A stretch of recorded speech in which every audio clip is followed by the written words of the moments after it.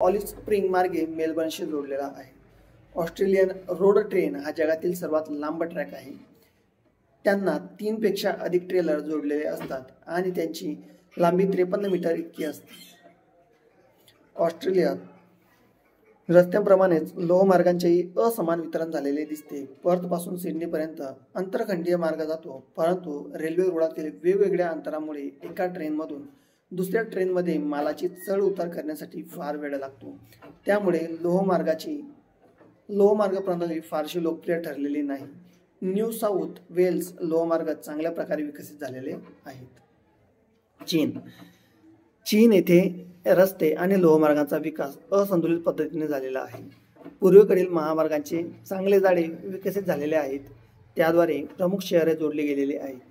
पश्चिम आणि तिबेटमध्ये रस्ते आणि लोहमार्गांचा विकास फारच कमी झालेला आहे. 1990 पासून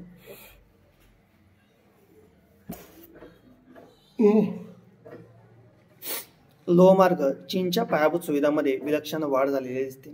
लोहमार्ग प्रामुख्याने चीनच्या पूर्व भागात आहेत. हा भाग अत्याधिक विकसित झालेला आहे उत्तरेपासून दक्षिणेपर्यंत, परंतु किनारी प्रदेशात द्रुतगती रेल्वेसह लोहमार्ग चांगले विकसित झालेले आहेत. बीजिंग ते मंचुरिया आणि मंगोलिया केंद्रस्थानी असलेल्या पेकिंग दरम्यान तयार झालेला लोहमार्ग महत्त्वपूर्ण मानला जातो. लोहमार्गांची एकूण लांबी 91,000 किलोमीटर इतकी आहे. भारतात रस्त्यांचे मार्गांचे जाळे चांगल्या प्रकारे तयार झालेले आहेत. देशातील प्रमुख शहरांना जोडणारी राष्ट्रीय महामार्ग प्रणाली ही उत्तम आहे. सुवर्ण चतुर्भुज महामार्गाद्वारे दिल्ली, मुंबई, चेन्नई आणि कोलकाता ही 4 प्रमुख शहरे जोडलेली आहेत. राष्ट्रीय महामार्ग आणि जिल्हा रस्ते एकमेकांशी जोडलेले आहेत. भारतातील बहुतांश खेडी रस्त्यांद्वारे सुगमरित्या जोडलेले आहेत. भारतातील ग्रँड ट्रंक महामार्ग हा पश्चिम बंगालमधील कोलकाता व पंजाबमधील अमृतसर या शहरांना जोडणारा आहे. हा महामार्ग पुढे पाकिस्तानमध्ये जातो व तेथून अफगाणिस्तानमध्ये कडे जातो. हा महामार्ग व्यापारासाठी खूप महत्त्वाचा आहे. भारत हा देश उत्तरेकडील काश्मीरपासून दक्षिणेकडील कन्याकुमारीपर्यंत लोहमार्गाने जोडलेला आहे. भारत प्रवासी व माल रेल्वे वाहतुकीचे उत्तम जाळे आहे.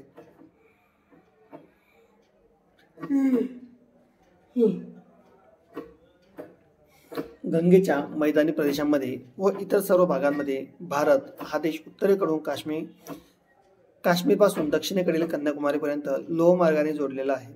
भारत प्रवासी व माल रेल्वे वाहतुकीचे उत्तम जाळे आहे.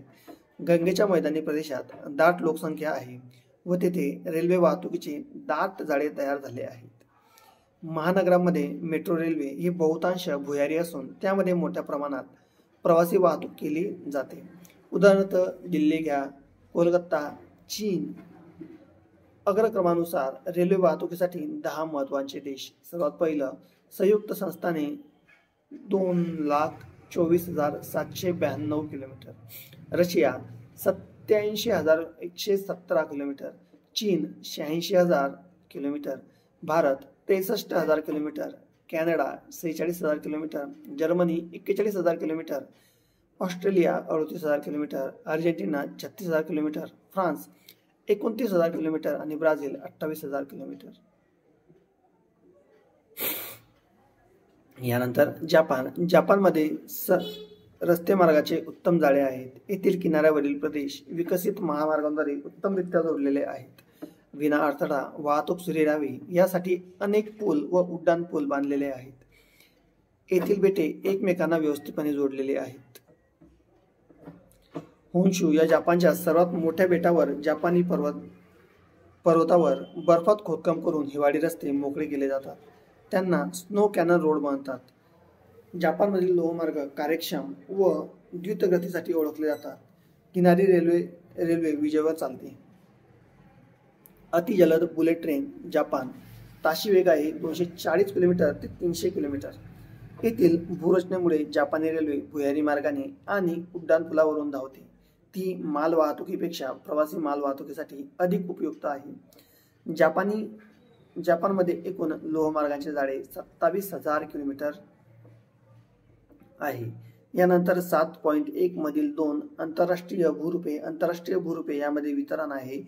जलवाहतूक म्हणजेच इत्यादींची होडी, नाव, जहाज किंवा शेळांच्या जहाजामधून कालवा, नदी, सरोवर, समुद्र, महासागर इत्यादीपर्यंत वाहतूक होय. जलवाहतूक देशांतर्गत व महाद्वीपांदरम्यान होते महत्वाची भूमिका पार पाडते. जलवाहतुकीसाठी रस्ते आणि लोहमार्ग यांची गरज असते. जलाशय हा तयार महामार्ग असतो. निर्माणावरील कमी खर्च आणि जहाजाचे घर्षण कमी होत असल्यामुळे इंधन बचत होत असते. त्यामुळे जलवाहतूक ही वाहतुकीची स्वस्त साधन मानले जातात. जहाजांद्वारे जड आणि प्रचंड आकाराचे सामान वाहून नेणे सहज शक्य असते. म्हणून लाकूड आणि कोळसा यासारख्या मालवाहतूक हे साधन उत्कृष्ट असते. जलवाहतुकीचे 3 प्रकार केले जातात. त्यामध्ये पहिला आहे अंतर्गत जलवाहतूक, दुसरा आहे किनारी जलवाहतूक, तिसरा आहे सागरी जलवाहतूक.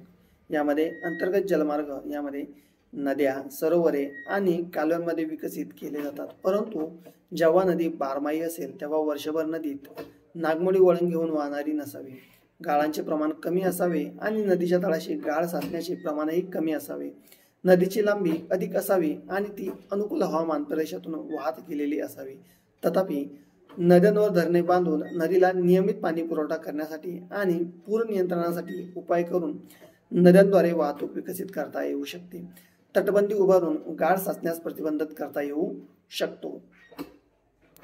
कालवे सुद्धा जर पाण्याने परिपूर्ण भरलेले असतील तर वाहतुकीसाठी फार उपयुक्त ठरतात. कालव्यांद्वारे 2 नद्यांना जोडून वाहतुकीचे जाळे निर्माण करता येते. कालव्यांमध्ये गाळाचा संचय होत नाही आणि वर्षभर पाण्याचे प्रमाण एकसारखेच असते. यामुळे ते फार उपयुक्त ठरतात. वितरण उत्तर अमेरिकेत अंतर्गत जलमार्गाचा विकास चांगला झालेला असतो. मिसिसिपी आणि तिच्या उपनद्या उत्तर अमेरिकेतील जलवाहतुकीसाठी महत्त्वाच्या आहेत. मिसिसिपी नदीवर व्यापारी मालाची ने-आण करण्यासाठी 29 धरणे निर्माण केलेली आहेत. त्यामुळे पूर्वेकडील गहू शेती क्षेत्र आणि औद्योगिक क्षेत्र मेक्सिकोच्या खाडीपर्यंत जोडले गेलेले आहेत. या मार्गे मोठ्या प्रमाणात कच्चा माल